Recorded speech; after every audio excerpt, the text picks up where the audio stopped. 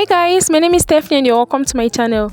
So in today's video I'll be making this short gown with bell sleeve and then with feathers on the sleeve, okay? And then I have this stretchy lycra material that I'll be making use of. It's 2 yards, pink one. I have 2 matching threads because the feather that I actually got in the market is a different color. I tried to get the same color shade of the pink, but I could not get the same shade of the pink, so I had to go with this one. And then it's about 3 yards. The feather is about 3 yards because I'll be rounding it to 2 times each. I have my tape, my scissors, and then my zip, of course, a pink zip. And let's get into the video. So the first thing I've done is to go ahead to draw a straight line at the upper side, which will serve as the starting point, and then I'll be dividing her shoulder measurement. Her shoulder divided by 2, I'll go ahead and mark it at 7 inches, and then from there I'm going down by shoulder slope for about 1 inch. And then the neck measurement, for the neck width I'm making use of 3 inches. I'll go ahead and mark the 3 inches, and then I also mark the neck depth of 3 inches as well, and then I'll go ahead and connect it from there all the way to the neck width.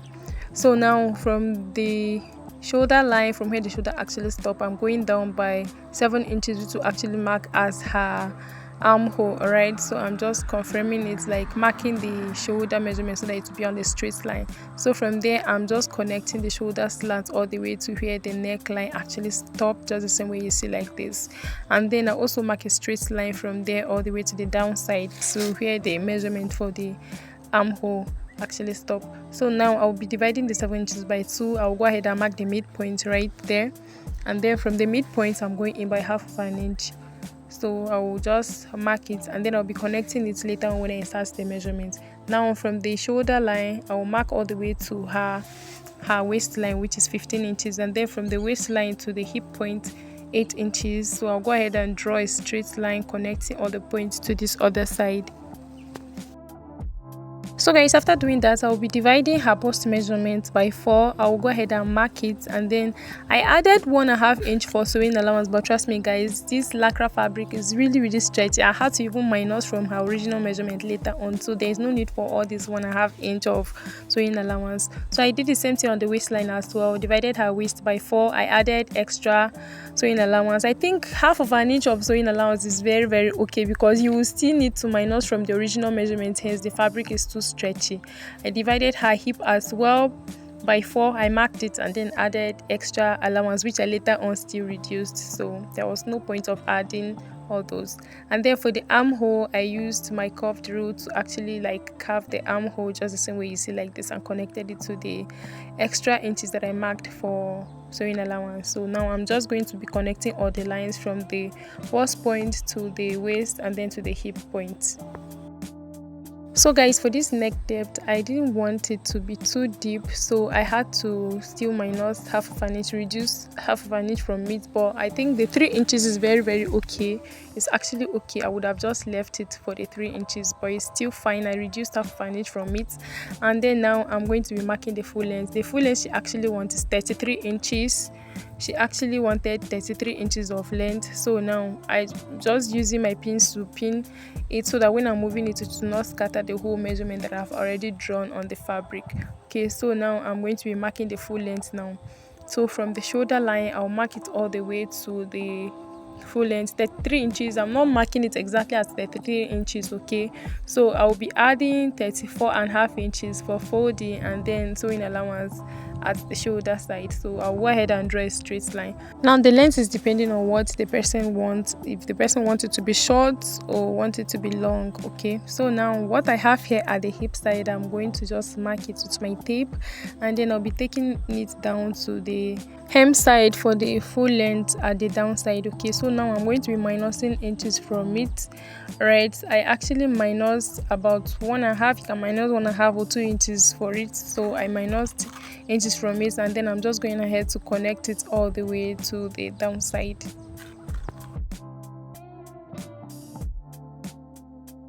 So guys, after doing that, I'll just go ahead and cut out everything from the downside to the sides and then the upper side of the gown.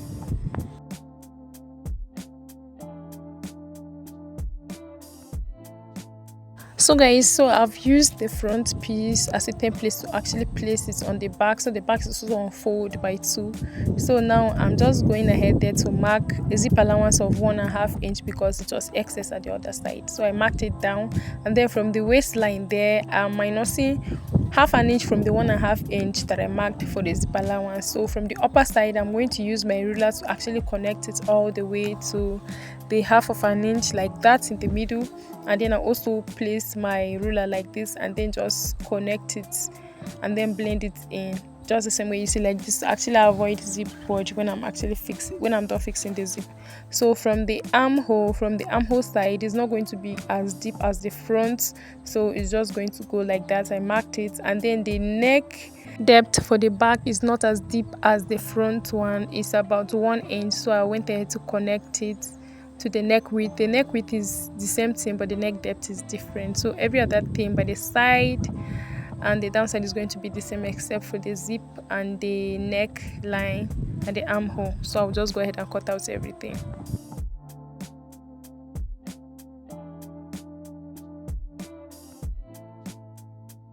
So guys, after cutting it, this is what I have. So now I'm going to be placing, I've folded another fabric again. I'll place the front one on it just the same way you see like this, also unfold, and then I'm going to be marking it right there. It's not going to be full, the shoulder line is not going to be full, so I'll just mark it, and then from there I'm going to be marking down to here. I actually want the piece, this is actually the piece I'm going to be using as the lining for the inner side. Okay, so now I'm just going to go ahead and cut it out just the same way you see like this one is going to be for the front piece of the gown. So I'll actually place it and sew it before actually cutting the neckline. I'll place it and cut it and then trim the shoulder slope and then the neckline. So I've gone ahead to place this back as well, and I also marked the depth, how deep I want the piece that I'm using it to turn to be. So now this is just depending on your own preference. So like I marked my 5 inches, about 5 inches there about, so I'll just go ahead and connect it like this and then also go ahead and cut it. So guys, after cutting the two pieces, this is what I have. So now I'm going to be placing the right sides facing each other, and then I'll go ahead and sew it. So guys, this is what I have. I've gone ahead to sew the front piece, and I used hemming gum to actually hem it and iron it as well.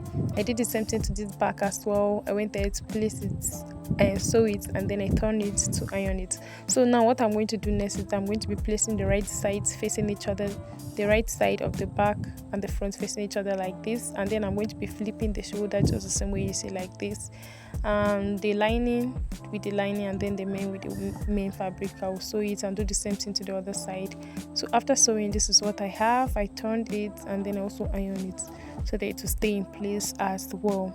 And now the next thing I'm going to do is that I'm going to be placing the right side. I flip it over, place the right sides facing each other just the same way you see like this. And then the next thing is I will insert the measurement. I'll insert my measurement and sew the sides, and I'll also go ahead and fix the zip at the back as well. Remember, I actually kept 1.5 inch for sewing of the zip. Okay, I'll sew it, so wherever the zip is actually going to stop, I'm going to continue sewing it down to close the down part of the gown. So guys, for the sleeve, I've gone ahead to mark a straight line at the upper side to serve as a starting point, and then the next thing I'm going to do is I'm going to be marking the cap size of about 4 inches. I'll mark the 4 inches and then I'll draw a straight line to this side. So it's just a basic sleeve that I'm actually doing now. So now I'll be marking the biceps. I actually marked the biceps and then I added extra allowances. Okay, and then now I just use my free hand to actually draw the armhole. I draw it just the same way you see like this, connect it all the way to the upper side, and that's actually where it's actually going to stop. You can actually use your tape to measure it, to measure the armhole, and then measure extra inches of sewing allowance. Now from the upper side, I marked to the full length. The full length is 23 inches, but I'm making use of 24.5 for folding at the downside and then half of an inch for sewing at the upper side. I draw a straight line. So now for the downside, how wide I want it to be unfold is 13 inches, but if it is not unfold, it's about 26 inches. And then I marked the 13 inches and then added half of an inch for sewing allowance. And then from the upper side, I'm just going to connect it with my ruler all the way to the 13 inches that I marked at the downside. So like I said, I just used my tape to actually mark the armhole measurement, to actually measure it and then see if I have extra sewing allowance than I had. So I just draw the straight line, connect a line all the way to the 13 inches. Now this is depending on how wide you want your belt sleeve to be at the downside. Okay, if you want it lesser, you can make it lesser. If you want it more, you make it more. Now I've gone ahead to cut the sleeve and this is what I have. So for the upper side, I'm just going to notch the middle because it's folded into 4. So I have 2 sleeves, one for the right hand side and one for the left hand side. So this is what I have. So now I'll go ahead and fold it into 2. I'll mark my measurements and then I'll go ahead and sew it on my machine. Do the same thing to this other side as well. But before I do that, I'll be folding the downside first. I'll fold it into 2.